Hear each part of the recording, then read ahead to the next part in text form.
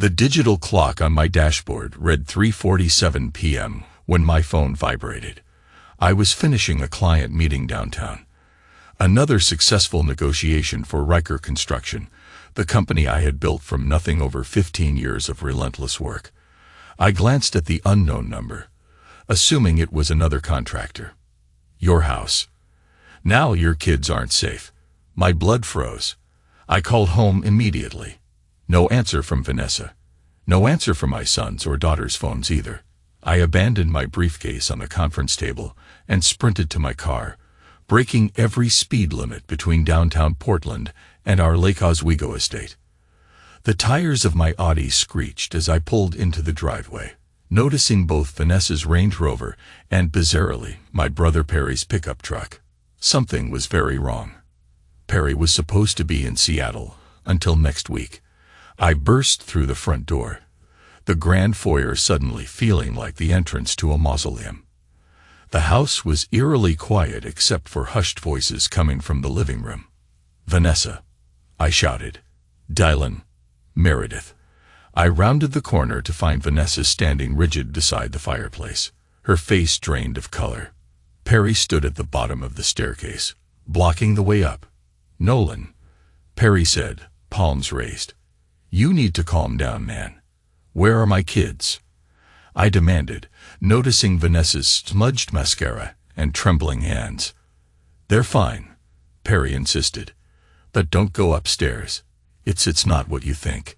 Vanessa suddenly lurched forward. "They made me. Please don't look in their rooms." A chill ran down my spine. "Who made you do what?" When neither answered, I shoved past Perry and took the stairs 2 at a time. I heard their footsteps behind me, Vanessa's desperate pleas echoing through the hallway. I pushed open Dylan's door first, empty. Then Meredith's, also empty. Finally, I reached the guest bedroom at the end of the hall and twisted the knob. What I witnessed was unimaginable. My children, Dylan, 17, and Meredith, 15, sat bound to chairs, duct tape across their mouths, eyes wide with fear. Standing over them was a man I recognized instantly. Lawrence Woodfield, my business partner and supposed friend of 12 years. "Nolan," Lawrence said coolly, lowering the gun he'd been holding. "Right on time." "What the hell is this?" I roared, lunging forward, only to feel Perry grab me from behind. "Easy," Lawrence warned, raising the gun again. "This is a conversation long overdue." Dylan and Meredith struggled against their restraints, muffled screams behind their gags. I forced myself to appear calmer than I felt, shifting into the negotiator mindset that had built my empire. "Let my kids go, Lawrence. Whatever this is about, it's between us." Lawrence laughed, a hollow sound I'd never heard from him before. "It's about family, Nolan. Specifically, yours." Vanessa pushed past me, tears streaming down her face. "I didn't have a choice, Nolan. He threatened the kids." Lawrence motioned with his gun. "Show him, Vanessa. Show your husband what you've been hiding." With shaking hands, Vanessa pulled a manila envelope from behind a dresser and handed it to me. Inside were photographs, dozens of them spanning back years. Vanessa and Lawrence together, intimately. The timestamps showed a relationship that had been ongoing for nearly a decade. 8 years, Nolan, Lawrence said. 8 years. I've been sleeping with your wife while you built us an empire. The revelation hit like a physical blow. 8 years means. "Meredith," I whispered, looking at my daughter, my supposed daughter, with new eyes. Her features, which I'd always attributed to Vanessa's side, suddenly took on a different cast. Lawrence's eyes stared back at me. "DNA test results are in there too," Lawrence confirmed. "Dylan's yours. Meredith isn't." Perry's grip on me loosened. "I just found out today, Nolan. Vanessa called me when Lawrence showed up with a gun. I came to help the kids." "And why tell me now?" I asked Lawrence, my mind racing to process this betrayal while simultaneously calculating how to get my children, at least Dylan, to safety. "Because you're pushing me out," Lawrence snarled. "The Mitchell contract. You're restructuring to minimize my stake. After everything I've contributed, you contributed nothing but lies. I built Riker Construction. I spat. You rode my coattails. Lawrence pressed the gun to Meredith's temple, causing her to whimper behind the tape. You think you can just discard me? That my daughter should grow up calling another man father. In that moment, rage crystallized within me into something cold and focused. I would get my family to safety. Then I would destroy everyone involved in this betrayal, even if that included my wife of 20 years and the girl I'd raised as my daughter. What do you want? I asked, my voice deadly calm. New terms, 50% ownership, full partnership, an acknowledgement of Meredith as my daughter. Behind us, sirens wailed in the distance. Lawrence's eyes widened. You called the police, he demanded of Vanessa. I didn't, she began, but Perry cut her off. I triggered the silent alarm when I first got here, he admitted. I was trying to buy time. Lawrence panicked, waving the gun between us. In that split second of distraction, I charged, tackling him to the ground. The gun discharge, the bullets splintering the ceiling as we wrestled. I slammed his wrist against the hardwood until the weapon clattered away. Police stormed the house moments later, finding me with my knee pressed into Lawrence's throat, his face turning purple, my children still bound in their chairs, and my wife and brother watching in horror, as 15 years of restrained violence emerged all at once. As the officers pulled me off Lawrence, a clarity I'd never known before settled over me. Every person in this room, except Dylan, had betrayed me, and I would never, ever forgive any of them. The next 48 hours passed in a haze of police statements, consultations with lawyers, and uncomfortable hospital visits. Lawrence was arrested for kidnapping and assault. Vanessa, after extensive questioning, was released pending further investigation into her role in the incident. I moved Dylan and myself into the Four Seasons downtown, while I processed what had happened and what would come next. Meredith stayed with Vanessa at her sister's place, a development that brought me no pain, only cold indifference.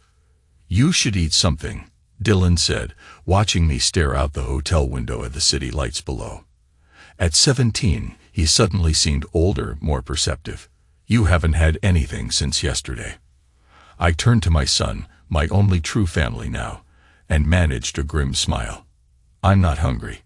Dad. He hesitated. What happens now? With Mom and Meredith and everything. I sat beside him on the plush hotel sofa. Your mother and I are done. There's no coming back from this. And Meredith. His voice cracked slightly. Sister or half-sister, they'd grown up together. Lawrence's attorneys will push for paternity rights, I said flatly, which works for me. I have no interest in raising another man's child. Dylan flinched at my coldness. But I couldn't soften this blow. The ruthlessness that had made me successful in business would now guide my personal life as well. Mom's called 6 times, he said, glancing at my silenced phone. She can call 100. I won't answer. My phone buzzed again, not Vanessa this time, but my lawyer, Benjamin Altman. What do you have for me, Ben? I asked, stepping onto the balcony for privacy. Lawrence made bail, Ben informed me. His family's got money, and Vanessa's been to see him. The news should have shocked me, but nothing could penetrate the icy resolve that had formed around my heart. Did you get what I asked for? Yes, Ben confirmed. Complete access to the company financials, personal accounts, all communications, and I've drafted the divorce papers with the terms you specified. And, I pressed, and it's brutal, Nolan. She gets nothing. No alimony, no property, minimal child support for Meredith that will end when paternity is established. You're invoking the infidelity clause in your prenup and adding criminal conspiracy. Good, I said. File tomorrow. Any other matter? Ben paused. The private investigator starts tomorrow. Full surveillance on all of them. But Nolan, are you sure about this? Revenge won't bring. I'm not interested in your personal advice, Ben. I cut him off. just your legal expertise. After hanging up, I returned inside to find Dylan asleep on the couch. His face looked troubled, even in slumber. I covered him with a blanket, my hand lingering on his shoulder. For the first time in days, I allowed myself a moment of tenderness, a fleeting reminder that, despite everything, some bonds remained unbroken. "I promise you," I whispered, "when this is over, we'll rebuild. But first, I'm going to make every one of them pay." That night, I created a new note on my phone, titled simply, "The List." On it, I wrote 4 names: Vanessa Riker, Lawrence Woodfield, Meredith Woodfield, Perry Riker. Beside each name, I wrote a single word: unforgivable.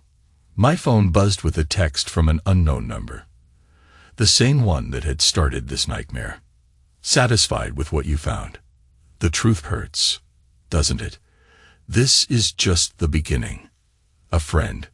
I stared at the message, a new realization dawning. Someone else was involved. Someone who had wanted me to discover my wife's betrayal. But who? And why? The game was more complex than I'd thought. But I'd always been a quick learner. 3 weeks after what Dylan had taken to calling the incident, I sat in my newly rented penthouse office downtown, surrounded by evidence boards and computer screens. The walls displayed surveillance photos, financial records, and timelines, a war room dedicated to understanding the full scope of the betrayal. My private investigator, Rosalind Baker, a former FBI agent with a reputation for ruthless thoroughness, spread new photos across my desk. "Lawrence and Vanessa met again yesterday," she informed me, tapping a particularly damning image of them embracing outside a lakeside cabin. "They're not even trying to be discreet anymore." "And Perry?" I asked, reviewing the other photos. "Still playing both sides.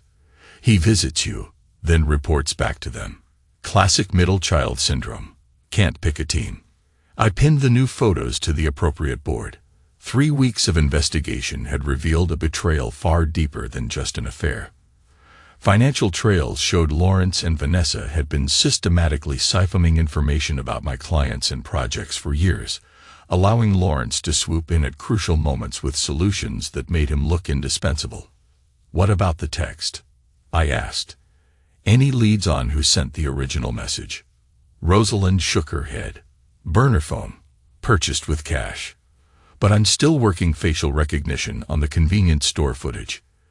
The mystery texter continued to send messages, always revealing new betrayals, always signing off as a friend. Their identity remained the most intriguing puzzle. My phone rang. Dylan's school. "Mr. Riker, this is Principal Hargrove. There's been an incident with Dylan. He's physically fine, but he's been suspended for assaulting another student." I arrived at the school to find Dylan sitting outside the principal's office, knuckles bruised, face hard with an anger that mirrored my own. "He deserved it," Dylan said immediately. "Thomas Woodfield was running his mouth about Mom and his uncle Lawrence, said our whole family was a joke. Lawrence's nephew." "Of course." Principal Hargrove emerged, looking grave. "Mr. Riker, given the circumstances, we're suspending Dylan for 3 days. But considering the provocation and his previously spotless record, there will be no further action." In the car, Dylan stared out the window. "Are you mad at me for defending myself?" "Never." I gripped the steering wheel tighter. "But we don't let emotions control us, Dylan. We channel them. Like you're doing with those boards in your office," he challenged. "Mom told me you haven't responded to a single message about visiting Meredith. She cries about it." "Meredith isn't my concern anymore," I said flatly. "She was your daughter for 15 years. She doesn't even know Lawrence, and she's terrified of him." I pulled into a parking lot, turning to face my son. "What exactly did your mother tell you?" "That she made a mistake a long time ago, but she never stopped loving you. That Lawrence manipulated her, that she wants to fix things." I laughed bitterly. 8 years isn't a mistake, Dylan. It's a choice made thousands of times. Every morning she woke up next to me was a fresh lie. Dylan's phone buzzed. He checked it, his expression darkening. "It's Mom again. She says she needs to talk to you. Something about threats she's receiving." "Convenient timing," I observed. "But this might be useful. Tell her I'll meet her. Public place. Tomorrow noon at Cardinal's restaurant." As we pulled back onto the road, my phone chimed with another text from a friend. "Looking in the wrong direction. Nolan, the betrayal goes deeper. Check the lake house safe." A friend. The lake house safe contained only important documents and some family heirlooms. I'd already checked it after the incident. Nothing had been disturbed, unless... Change of plans, I told Dylan. "We're going to the lake house." In the master bedroom of our vacation property, I entered the code to the wall safe behind the Monet reproduction, Vanessa's favorite painting. Inside, everything looked untouched. Property deeds, insurance policies, my grandmother's jewelry. But something felt wrong. The stack of documents seemed thinner. I removed everything, checking each document against my mental inventory. That's when I noticed it. The false bottom I'd installed years ago had been disturbed. The secondary compartment where I kept my most sensitive information was empty. Gone were the detailed plans for Riker Construction's next 5 years, including proprietary building techniques I developed. Gone was the external hard drive containing client information and project specifications worth millions. Gone was the key to a safety deposit box containing bearer bonds, my emergency fund for Dylan's future. "Someone took everything," I murmured. Dylan stood in the doorway. "Dad, look at this." He handed me his phone. On the screen was a text from Meredith. "Dylan, I'm scared. Lawrence keeps asking about Dad's projects and gets angry when I don't know anything. Mom cries all the time. Please help us." I stared at the message, pieces falling into place. This wasn't just about an affair or paternity. This was a calculated, ongoing betrayal, threatening everything I had ever built and loved. This was corporate espionage, meticulously planned and executed over years. And now they had my playbook for the future of my company. "What do we do?" Dylan asked. I pocketed his phone.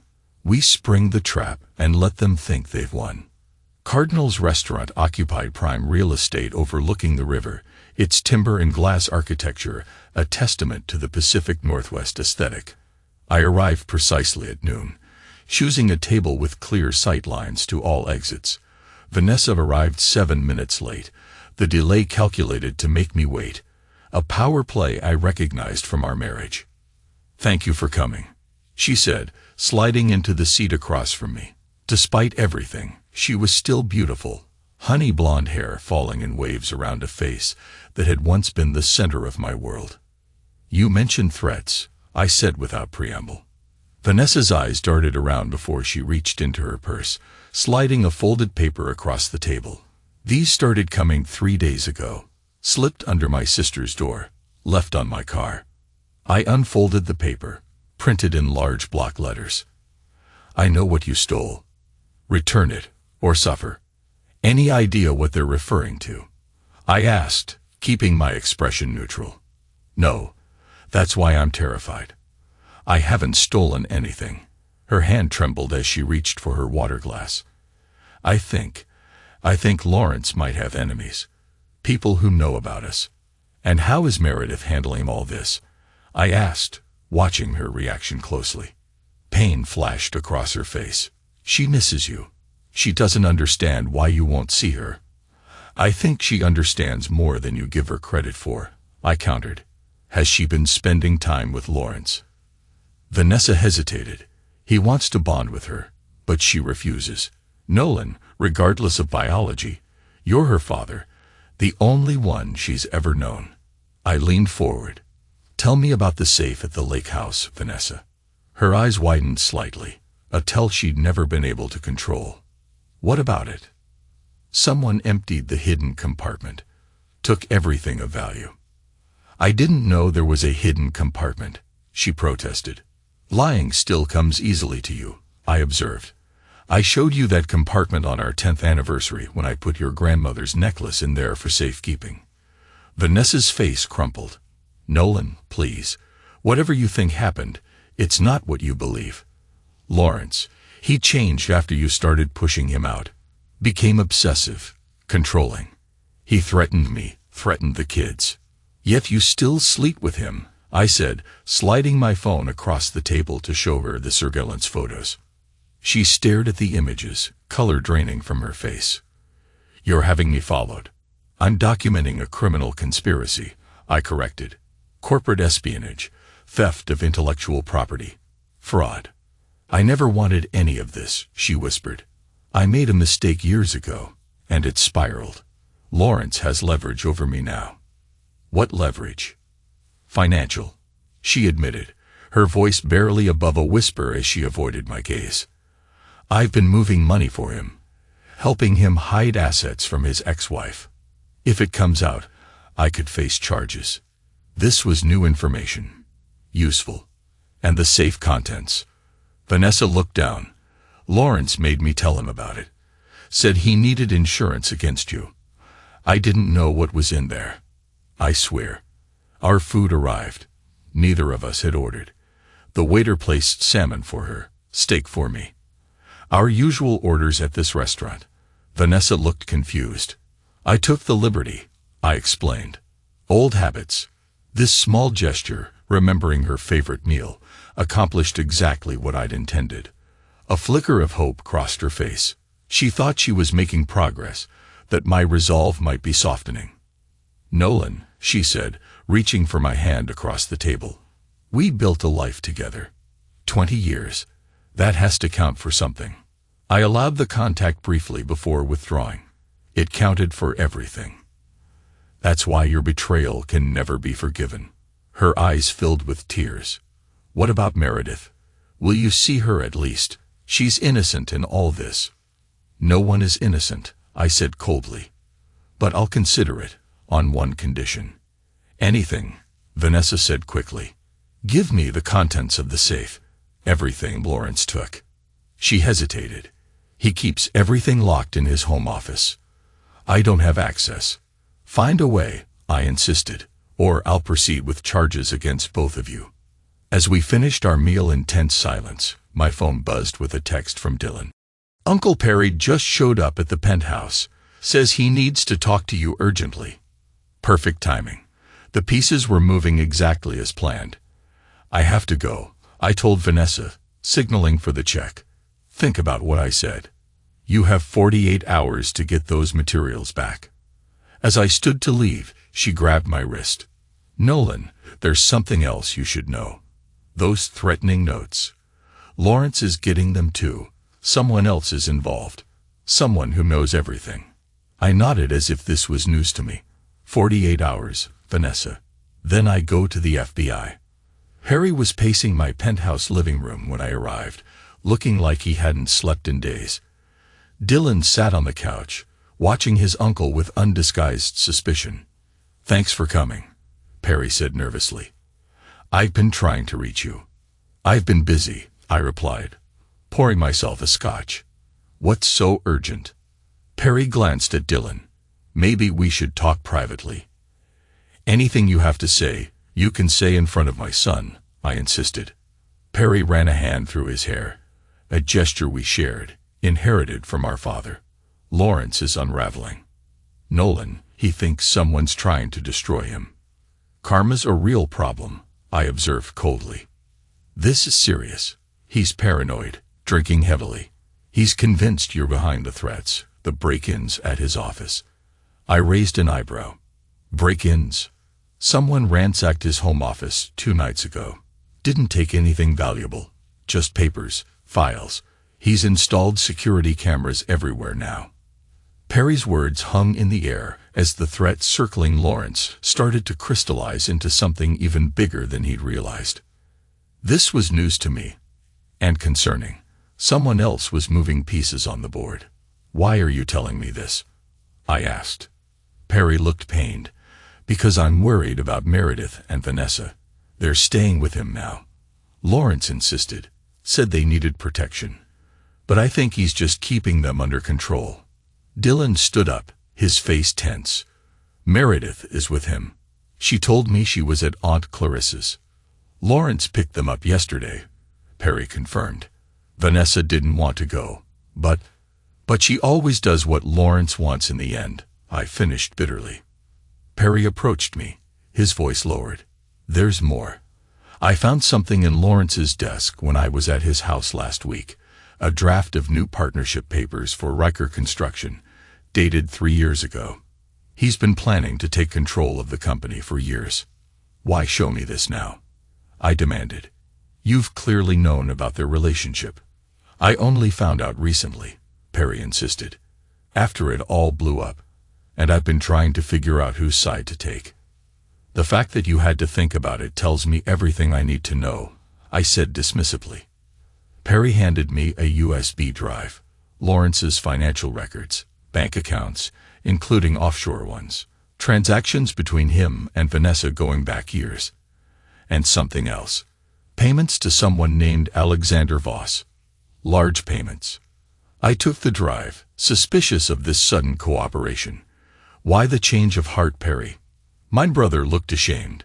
Lawrence approached me last month, wanted me to testify in the custody case for Meredith, to say I'd witnessed you being abusive to Vanessa over the years. Dylan sucked in a breath. That's a lie. I know, Perry acknowledged. I refused.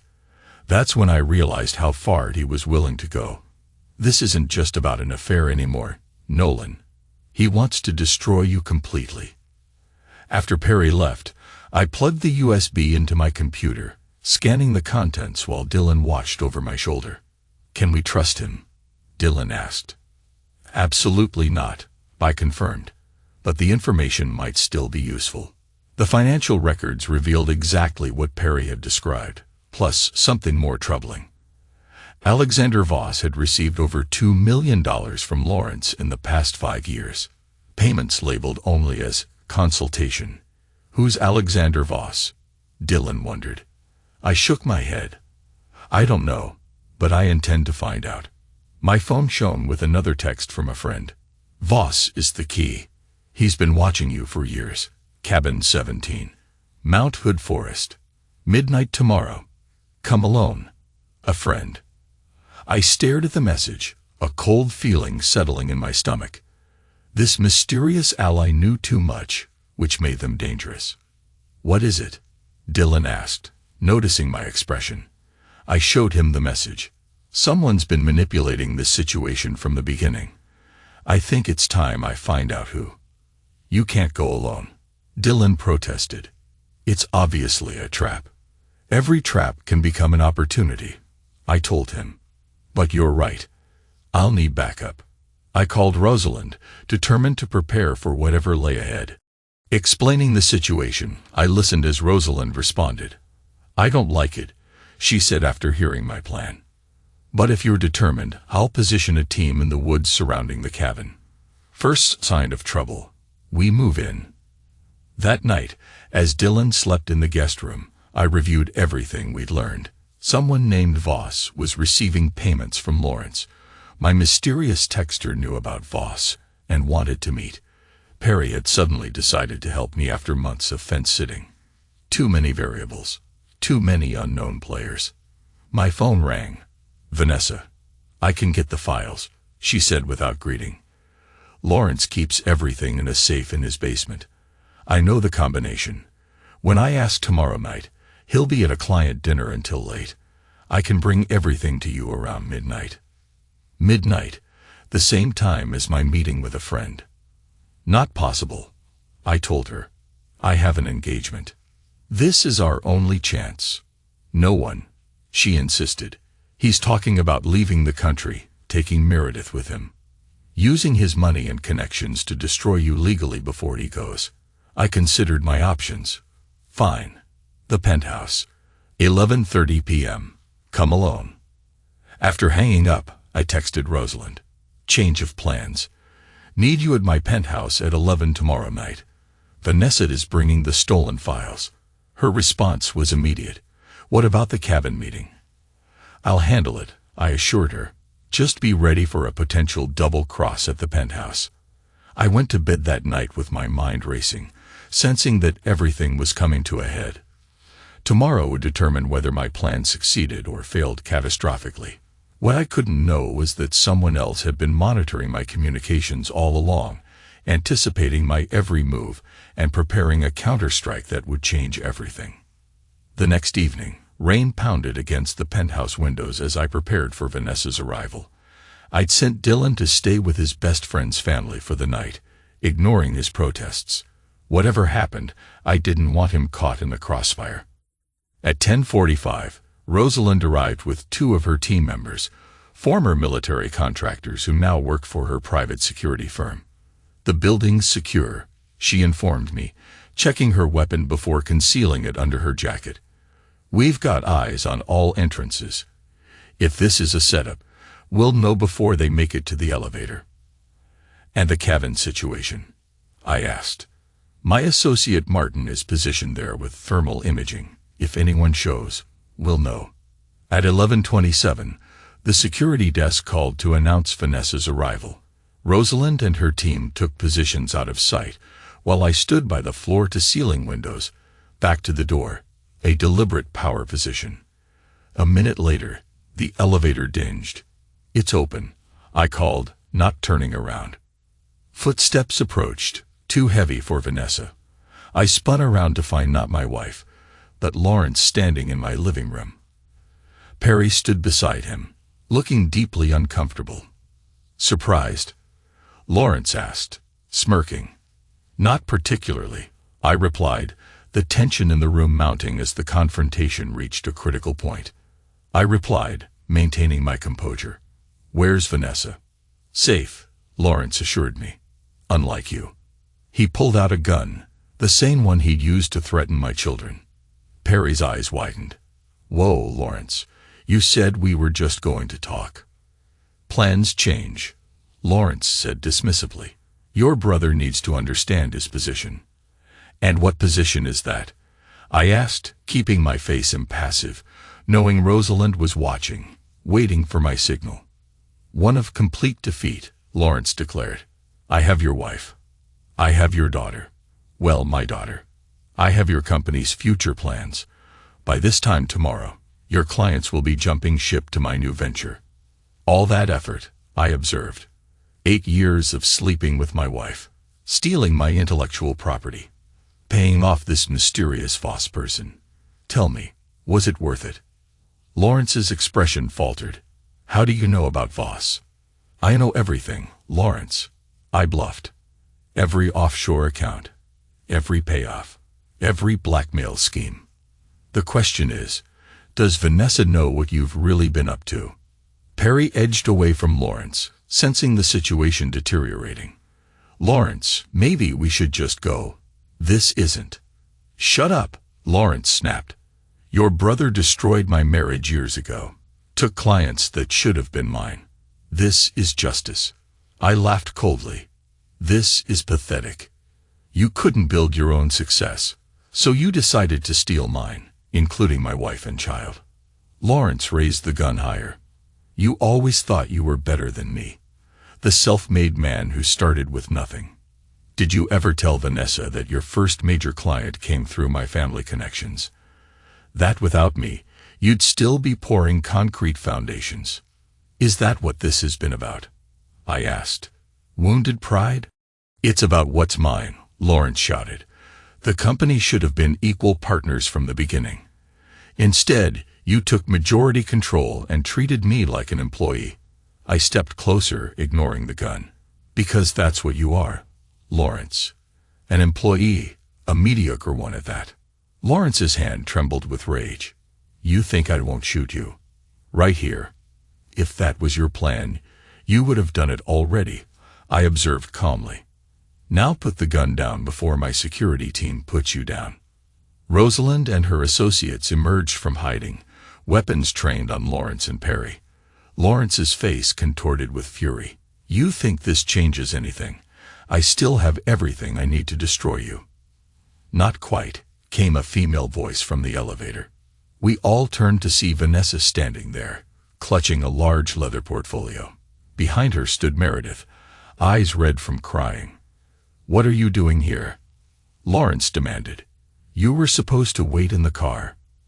I'm done waiting, Vanessa declared. Done hiding. Done being controlled. She stepped forward, placing the portfolio on my coffee table. Everything he took from the safe. All of it. Lawrence lunged for her, but Rosalind's associate intercepted him, disarming him with practiced efficiency.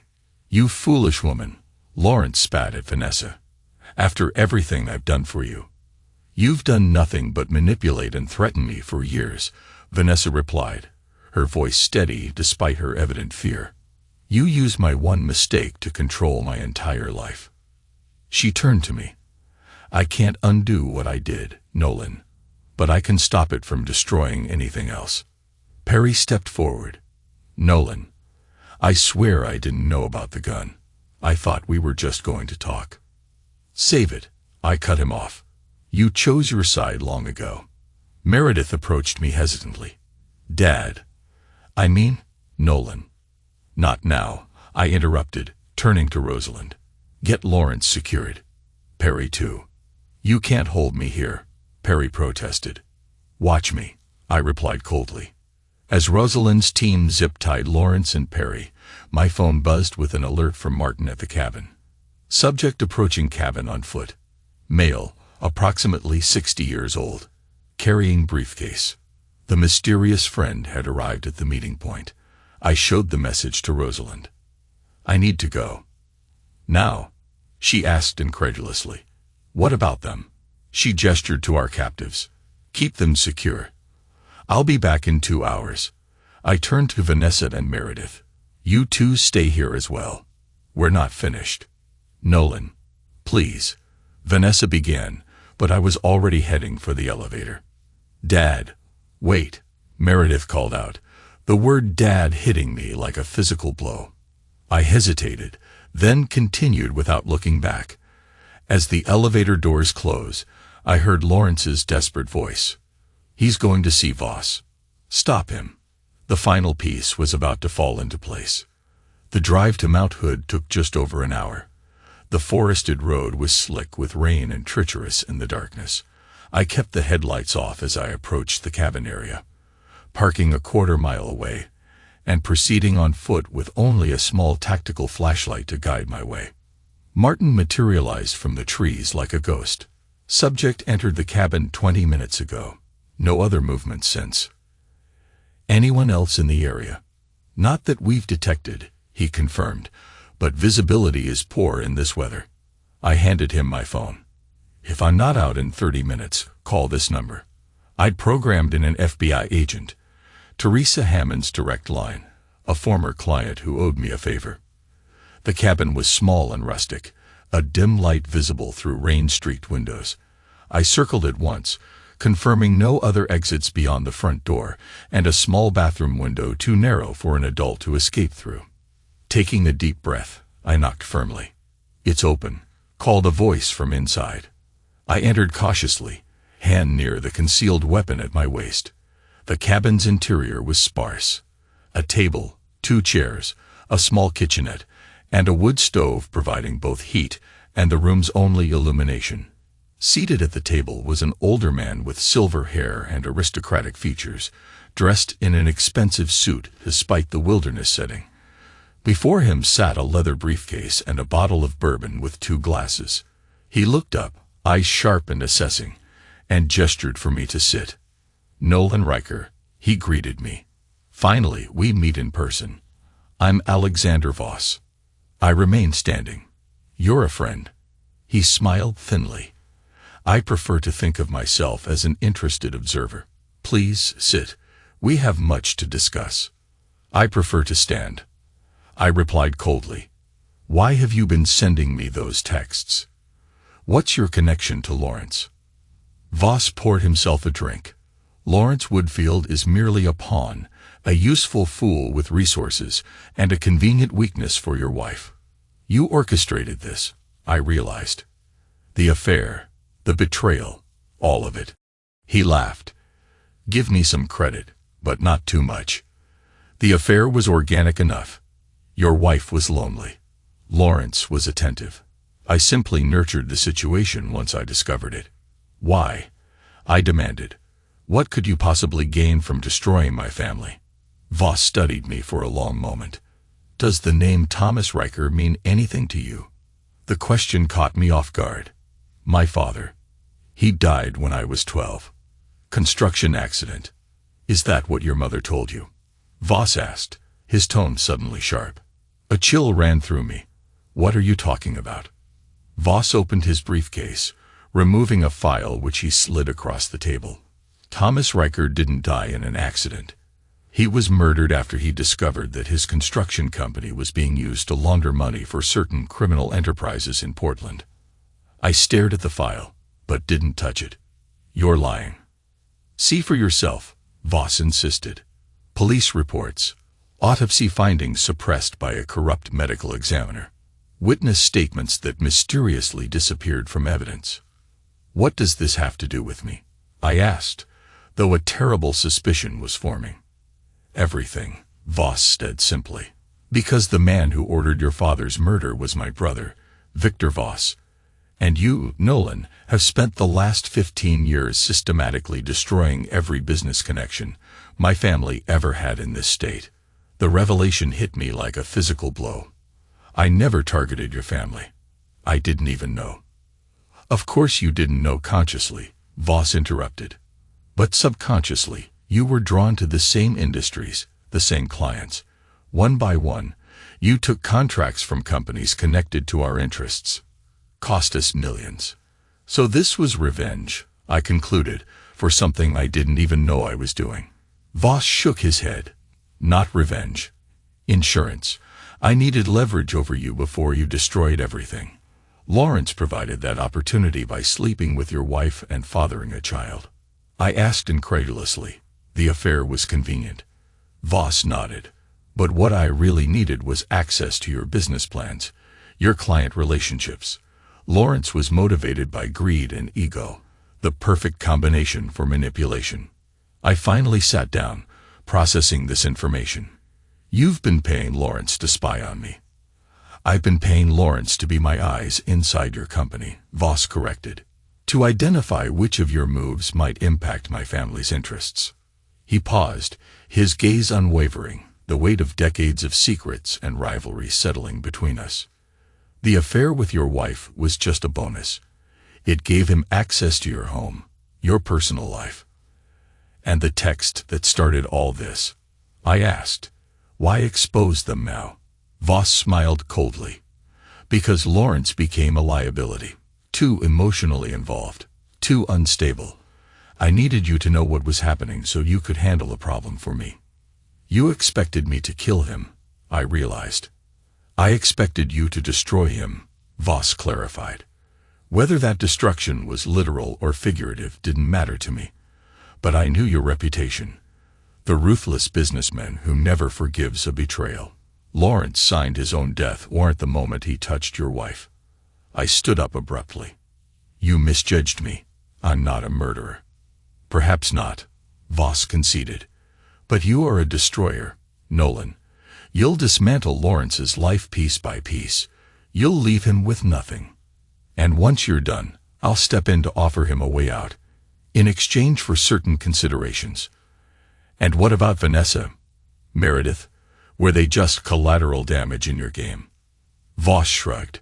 Family is always collateral damage in men's wars. You should know that better than most.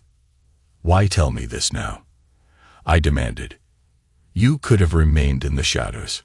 Because we've reached an inflection point, Voss explained, leaning forward. My brother is dying. Cancer. He wants to make amends before the end, including with the son of Thomas Riker. Amends. I repeated incredulously. He had your father killed, and has regretted it every day since, Voss claimed. He wants to meet you, to explain, to offer restitution. I laughed bitterly. There is no restitution for murdering someone's father. There's the truth, Voss countered. Isn't that what you've been seeking all along? The truth behind every betrayal. He was manipulating me, I knew. Yet the possibility of finally understanding what had happened to my father, the real story, not the sanitized version my mother had told me, was almost irresistible. What happens now? I asked. Voss closed his briefcase. That depends on you. Lawrence is finished. We both know that. Your marriage is over, but your company remains. Your son remains. And now you have the truth about your father. What do you want from me? Nothing right now, Voss said, standing. Consider this information a gesture of good faith. My brother is at Providence Hospital, room 412. He has perhaps a week left. Whether you visit him is your choice. As Voss moved toward the door, I called after him. This doesn't change anything. If what you're saying is true, your family destroyed mine first. Voss paused in the doorway. There's something you should know about Meredith. Lawrence isn't her father. My heart seemed to stop. What? DNA doesn't lie, Voss said. But Lawrence's ego does. He convinced himself, and Vanessa, of his paternity because it served his purposes, gave him control over your wife. Then who? I asked, my voice barely a whisper. She's yours, Nolan. Always has been. With that parting revelation, Voss disappeared into the rain, leaving me alone with a file full of explosive truths and even more questions than before. The drive back to Portland passed in a blur, my mind reeling from Voss's revelations. If what he claimed was true, about my father, about Meredith, everything I thought I knew had been built on lies. I called Martin. Follow Voss. I want to know every word he goes, everyone he contacts. Already on it, he confirmed. He's heading back toward Portland. Next, I called Rosalind. Any developments? Lawrence tried to escape, she reported. Got himself tasered for the effort. Perry's been cooperative, mostly crying about family loyalty. Vanessa and Meredith are waiting in the guest room. And the portfolio Vanessa brought. Everything seems to be there. All the files, the hard drive, even the safety deposit box key. I ended the call, then dialed a new number. Vanessa's obstetrician, Dr. Eliza Montgomery. Despite the late hour, she answered. Dr. Montgomery, this is Nolan Riker. I apologize for calling at this hour, but it's an emergency. Mr. Riker, is everything all right with Vanessa or Meredith? I need to verify something about Meredith's birth. I said directly. Was a paternity test ever conducted? There was a long pause. Mr. Riker, you know I can't disclose. Doctor, my family is falling apart based on a claim about Meredith's paternity. I need to know the truth. Another pause. There was no paternity test because there was never any question. You were present for the birth. The blood typing matched. There was no reason to test. But if Lawrence Woodfield claimed paternity, that would be scientifically impossible. Dr. Montgomery continued. Meredith has a rare blood antigen that appears in your family line. Lawrence couldn't possibly be her biological father. Relief flooded through me, followed immediately by rage.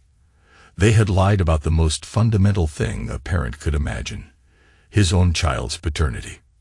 Thank you, doctor, I said, ending the call. By the time I reached the penthouse, my course was set. This ended tonight.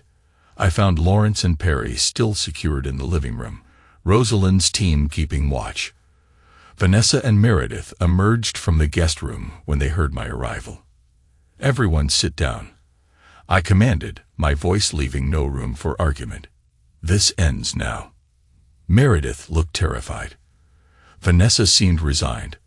Lawrence remained defiant, while Perry seemed to have aged years in the hours I'd been gone. I'd just come from a meeting with Alexander Voss, I announced, watching Lawrence's face drain of color. I know everything. The arrangement you had, the payments, the spying. Nolan, I can explain, Lawrence began. Shut up, I cut him off. You've said enough lies to last a lifetime. I turned to Vanessa. Did you know Meredith is my biological daughter? Vanessa's eyes widened in genuine shock.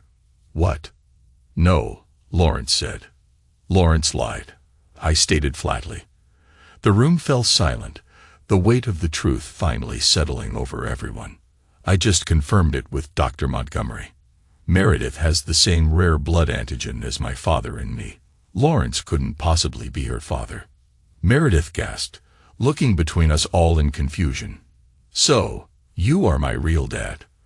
"I've always been your real dad," I told her, my voice softening slightly. "Biology just confirms what was always true." Lawrence shook his head desperately. "No, that's impossible," Vanessa told me. "I never told you anything," Vanessa cried. "You convinced me. You showed me supposed evidence." I nodded to Rosalind, who cut Lawrence's restraints. "You have exactly 1 minute to explain yourself before I have you arrested for corporate espionage, kidnapping, and fraud." Lawrence stood, rubbing his wrists. "Voss approached me 5 years ago, said he needed information about your business dealings, offered a substantial payment. It seemed harmless at first, just reporting on contracts, clients. And my wife, my daughter, were they just bonus prizes?" I asked coldly. "The affair started before Voss," Lawrence admitted, "but he encouraged it, said it gave me leverage. When Vanessa got pregnant the second time, he suggested I claim paternity, created false evidence." "You manipulated me for 15 years, Vanessa whispered, horror dawning on her face. "Used my guilt over one mistake to control everything." "I loved you," Lawrence insisted. "Everything I did was for us." "Enough," I interrupted. "Here's what happens now. Lawrence, you're going to sign over your entire stake in Riker Construction. You're going to confess to corporate espionage in writing. Then you're going to leave Portland and never contact my family again." "And if I refuse?" Lawrence challenged, a hint of his old arrogance returning. I smiled coldly. "Then I release everything I have on you and Voss to the FBI. His brother might be dying, but the Voss family still has plenty to lose. How long do you think you'd survive once they know you've been exposed?" Lawrence paled. "You wouldn't. Try me," I invited. "I've already arranged for Agent Hammond to receive everything if I don't cancel the automated email by morning." Defeated, Lawrence slumped back into his chair. "What choice do I have?" "None," I confirmed. I turned to Perry. "As for you, brother." Perry looked up, eyes pleading. "Nolan, I was trying to protect the family, to keep things from exploding. By playing both sides, by considering lying about you being abusive." I shook my head in disgust. "You're no longer welcome in my home or my business. The family cabin is yours. Sell it, keep it, I don't care. But we're done." "Nolan, please," Perry began. "We're done," I repeated firmly. I turned finally to Vanessa and Meredith. "Vanessa, I'm filing for divorce. I'll provide fair settlement terms, but our marriage is over. The betrayal might have been built on Lawrence's lies, but you chose to continue it for years." Vanessa nodded, tears streaming down her face. "I understand. I never expected forgiveness. Just please, don't shut out Meredith." I looked to Meredith, meeting her anxious gaze, knowing the road ahead for both of us would be long and uncertain, but that the truth, at last, was finally ours to build on. I looked at my daughter, truly my daughter, her face so like mine in its stubbornness and intelligence. "Meredith stays with me. If you want to contest that, we can let her decide." Meredith stepped forward. "I want to stay with you, Dad. If that's okay." "It's more than okay," I assured her, allowing myself the first genuine smile in weeks. Dawn was breaking as Rosalind's team escorted Lawrence away to sign the necessary paperwork. Perry left without another word, the weight of his choices visible in his slumped shoulders. Vanessa agreed to move to her sister's while divorce proceedings began. As the penthouse emptied, I found myself alone with my children, both of them. Dylan had returned early that morning. "What happens now, Dad?" Dylan asked.